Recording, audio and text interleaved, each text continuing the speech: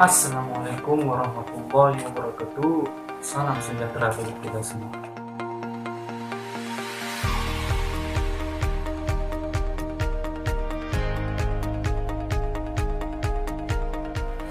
Nah, baik, pada video kali ini kami akan memaparkan materi kami yang berjudul Sejarah Islam pada masa Khulafaur Rasyidin kedua. Singkat waktu, saya akan membacakan sub-judul yang akan kami bahas nanti.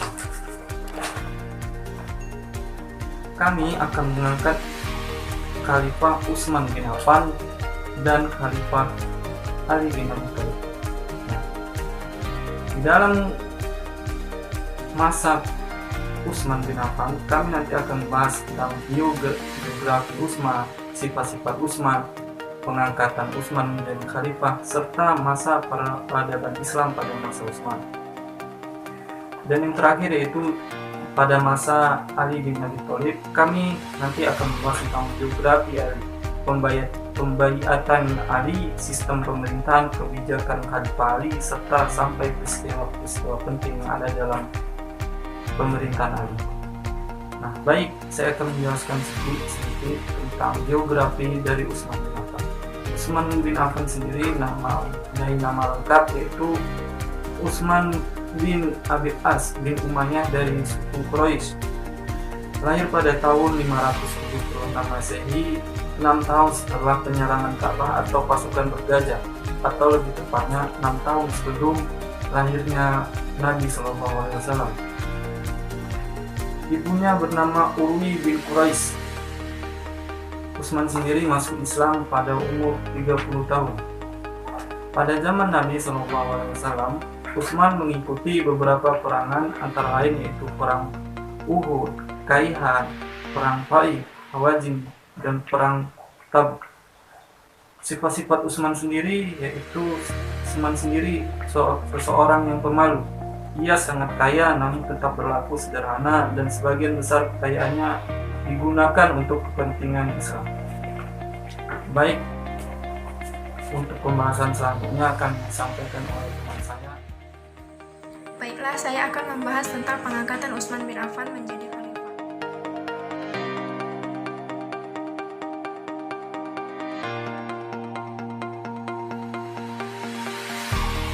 Sebelum Khalifah Umar bin Khattab wafat, ia membentuk dewan yang beranggotakan 6 orang sahabat yang pada saat itu paling tinggi tingkatannya, yang bertugas memilih salah seorang di antara mereka untuk menjadi khalifah yang kelak menjadi penggantinya. Keenam anggota dewan itu adalah Utsman bin Affan, Ali bin Abi Thalib, Thalha bin Ubaidillah, Zubair bin Awam, Abdurrahman bin Auf, Ibnu Umar, dan Sa'ad bin Abi Waqqas. Ketua dewan dipegang oleh Abdurrahman bin Auf. Setelah dimusyawarahkan di rumah Abdurrahman bin Auf, akhirnya mayoritas suara memilih Utsman bin Affan menjadi khalifah pengganti Umar bin Khattab.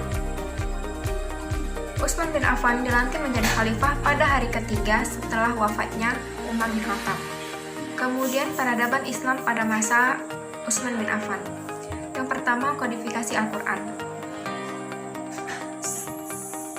Pada akhir 24 Hijriah, awal 25 Hijriah, Khalifah Utsman bin Affan mengumpulkan para sahabat, lalu 4 orang di antara mereka menyusun mushaf yang akan menjadi rujukan umat Islam.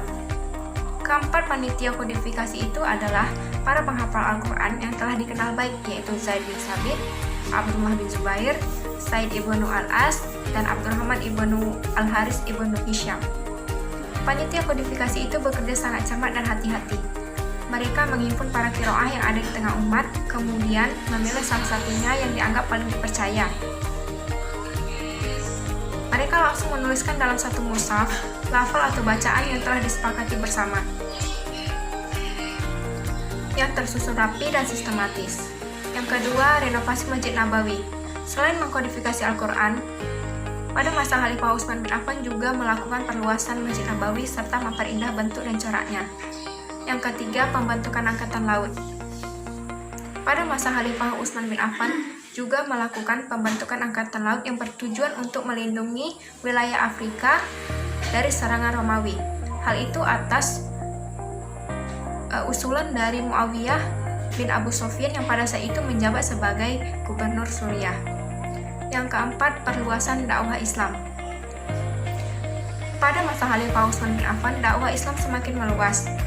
Wilayah Azerbaijan dengan izin Allah SWT dapat diraih oleh dakwah di bawah pimpinan Said bin As dan Huzaifah bin Yaman.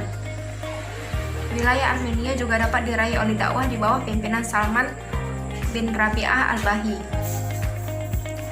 Pada umumnya mereka lebih suka di bawah pemerintahan Islam daripada dikuasai kekaisaran. Di sini saya akan menjelaskan tentang masa peradaban Ali bin Abi Thalib.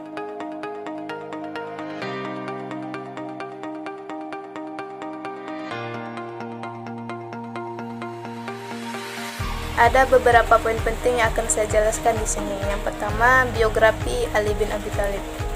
Ia adalah Ali bin Abi Thalib bin Abdul Muthalib bin Hashim bin Abdul Manaf, sepupu Nabi Muhammad SAW, dan suami dari pemimpin seluruh perempuan, yaitu Fatimah binti Nabi Muhammad SAW.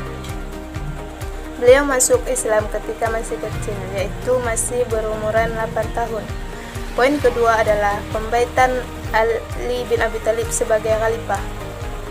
Setelah Khalifah Utsman syahid, Ali bin Abi Thalib diangkat menjadi khalifah keempat. Awalnya beliau menolak, namun akhirnya beliau menerimanya. Pengangkatan Ali bin Abi Thalib sebagai khalifah terjadi pada bulan Zulhijjah tahun 35 Hijriah dan memerintah selama 4 tahun 9 bulan. Poin ketiga adalah masa pemerintahan Ali bin Abi Thalib.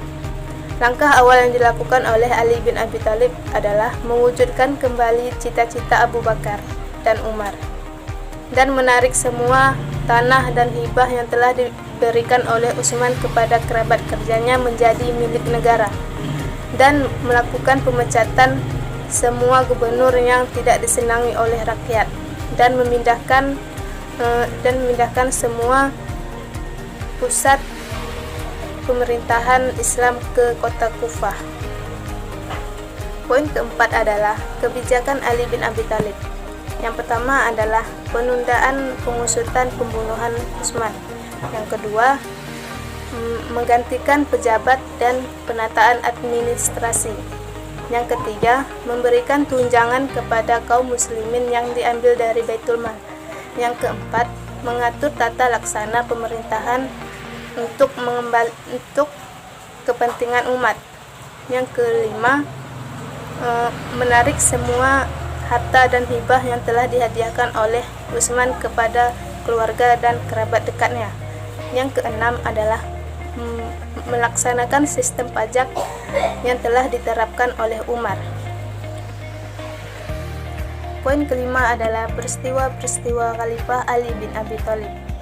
Adapun peristiwanya yaitu Perang Jamal, Perang Siffin, Perang Nahrawan, dan munculnya sakti-sakti. Baiklah, sekian dari kami. Assalamualaikum warahmatullahi wabarakatuh.